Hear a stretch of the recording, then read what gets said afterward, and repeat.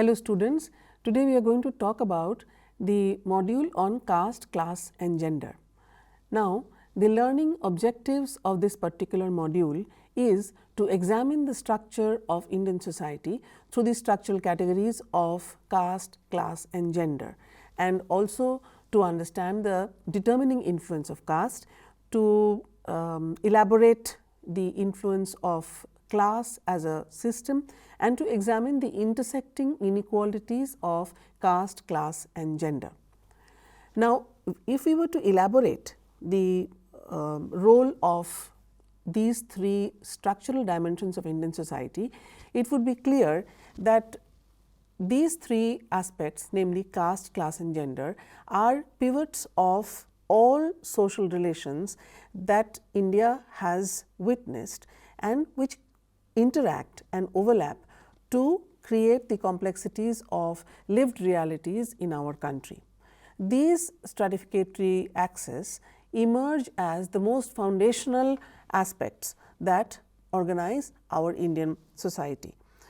The continued relevance of caste in contemporary era is clearly evident because caste still persists as a form of social stratification, despite the understanding of the Western scholars on India that castes would disappear with modernization. This has not happened. The systematic patterns of privilege and disprivilege that is seen in Indian society still shapes the life chances of an individual, and this has to do with his or her caste membership. The class system has not been successful in annihilating caste altogether. In fact, the two work together, they coexist with each other and they are intensely competitive and complex. We witness this when we look at the access to educational opportunities, to employment opportunities, to any future prospects that an individual has in our society. This is shaped by his or her class location, which in turn is influenced by the caste membership of that particular individual. Now, if one were to look at gender, gender-based inequalities are deeply rooted in our society, which is patriarchal in nature, and although this is a very basic and a foundational characteristic, gender as a category has been relatively neglected or bypassed over caste and class. For understanding, if you were to look at practices like sex selective abortion, if you were to look at practices like female infanticide or mounting rates of violence on women, we need to recognize that Indian society has a gendered dimension as well, and each of these particular axes, they shape the way in which we live in this particular society. If one were to look at the institution of caste, the lens of caste is to be understood through the two terms Varna and Jati. Castes generally are defined as hereditary endogamous groups which have shared values, ideals and practices, and caste system as a system has a religious basis.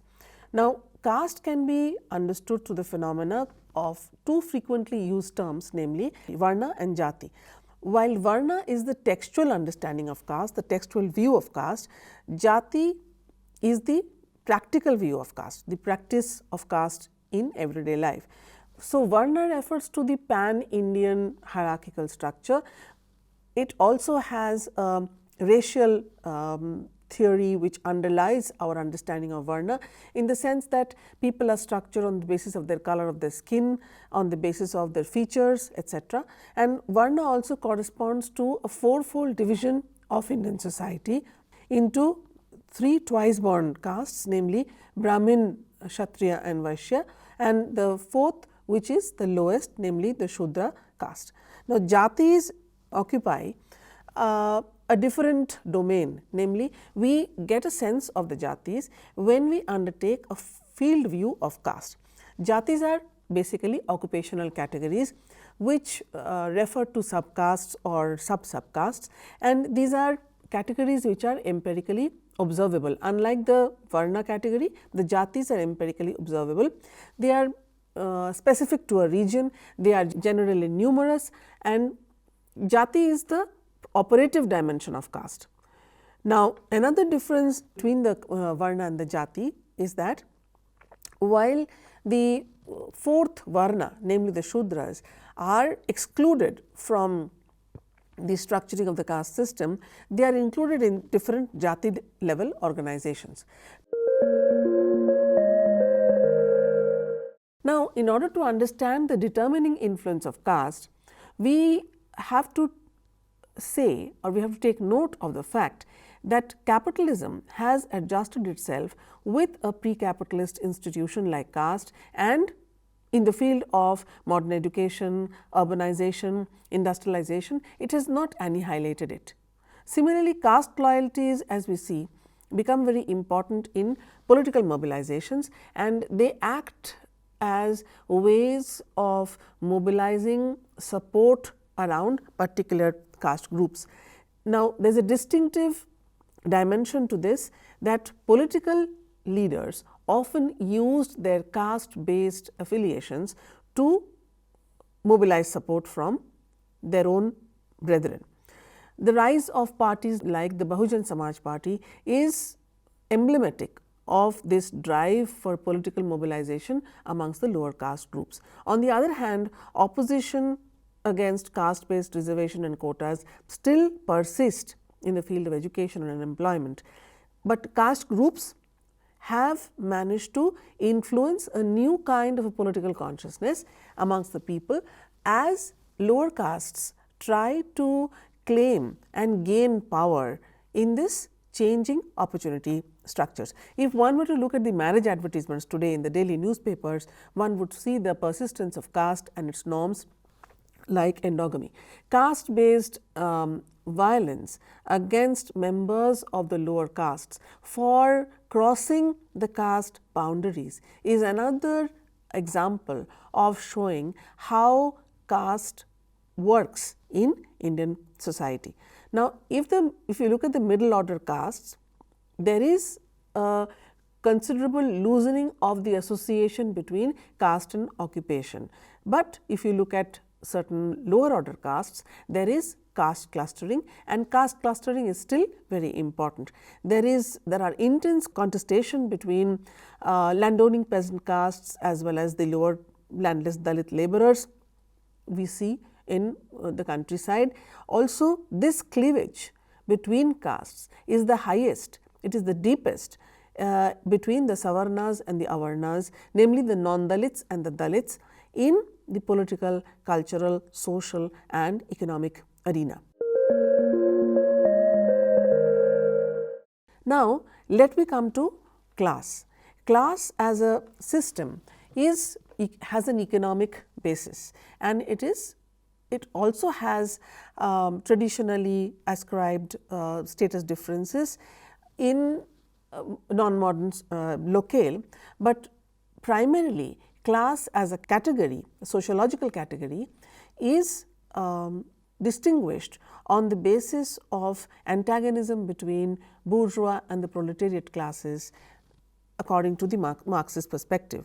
Similarly, according to the Weberian perspective, the market is a very important aspect which determines the class location. The market capacities of selling one's skills is similar amongst people who are placed in the same class. Therefore, inequalities and life chances according to Weber would be shaped by the class location. Similarly, if you look at Erik Olin Wright theory, he would say that the middle class are an extremely important group, they are an ideologically powerful group in the capitalist order, and they survive with the legitimacy, with sustenance by being part of this capitalist order.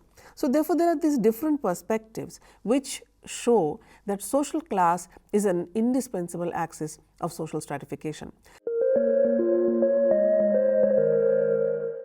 Now, let us come to the difference between caste and class. Now, the boundaries between classes are not as significant and as watertight as the boundary between castes. Fluidity is possible, mobility is possible to some extent.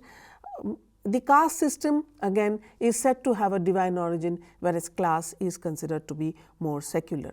Similarly, if you look at the membership in a particular caste, it is membership by birth. So, ascribed status characterizes caste membership, whereas in class membership can technically in principle be achieved. Another important aspect of caste is that endogamy is essential in order to perpetuate caste as a system. Members of a particular caste generally tend to marry within one's own group, because caste has a cultural dimension to it as well. So, the principle of endogamy is not so significant as far as class is concerned. Another dimension of difference is occupational mobility and the degree of occupational mobility. The degree of occupational mobility is absent in the caste system, and in the class system there is still a degree of autonomy given to the individual as far as his occupation is concerned. Now, though we talked about the differences between caste and class, in social reality, as an empirically observable category, caste and class have a considerable amount of overlap, and we will discuss the overlap now. Both caste and class, though they are perceived as polar opposites, there is an understanding that caste will give way to class with modernity, with the advancement of modernity.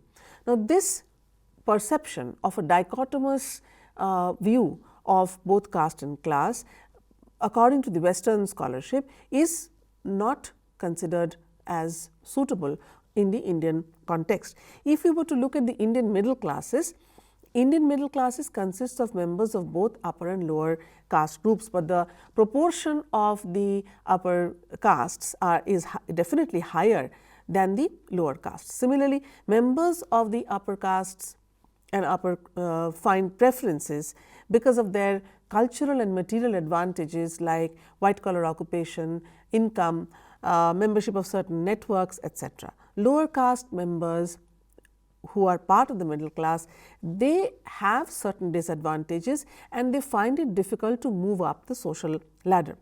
Similarly, if one were to go back to the time of the Green Revolution, one would see that new classes emerged with the Green Revolution, and although the poor peasants were able to take advantage of the situation of the Green Revolution, they lacked the adequate capital to purchase machineries, seeds, equipment, which then difficult for them to transcend their class status. Similarly, if you look at the formerly landowning upper castes, they have now become the rich peasants and they have taken to agriculture as self-cultivators. Now, in the context of agrarian society in India, migration allows lower castes to take up jobs in different areas, so that class membership and their individual location can undergo a change. This is known as the process of embourgeoisement, and here caste and class as categories interact.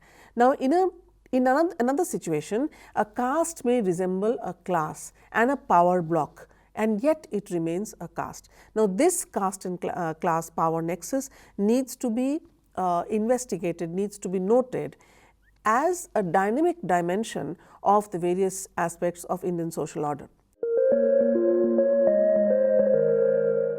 Now, let us come to the last category, namely the importance of gender. Now, what the feminist intervention has done is that gender is now being recognized in the academic discourses.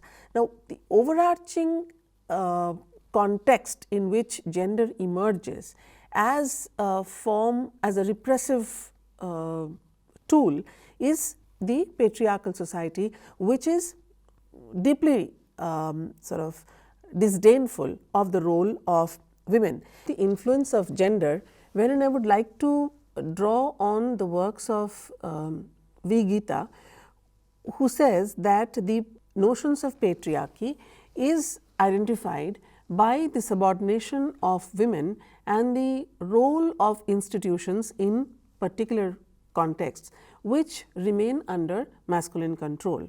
So, for example, the institutions of family or marriage primarily, workspace, etc., have a deep imprint of the masculinist power, which restricts the way in which women access or women participate in these particular social institution. In fact, it is predetermined by the masculine control in such a manner that women's participation becomes structured around a given script, which reduces their autonomy.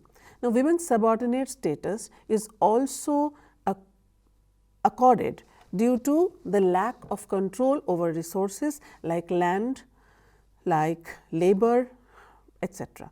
These are in turn supported by notions of family, marriage, religion, etc., which uphold the patriarchal character of the social order.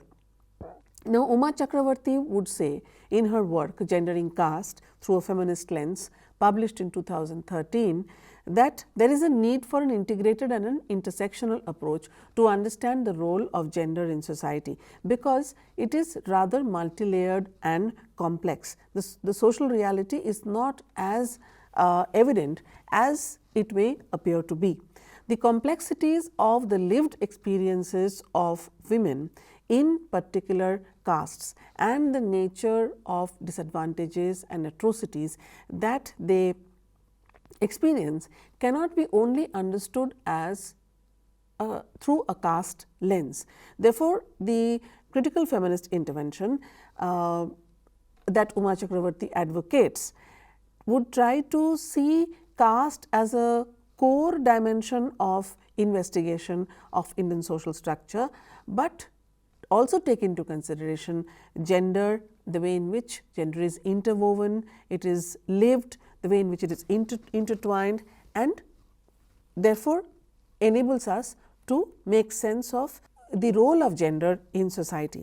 Women live their lives at the intersection of caste, class and patriarchy. This is specifically seen in the lives of Dalit women, whose opportunities and experiences of oppression are shaped by their social location as Dalit women.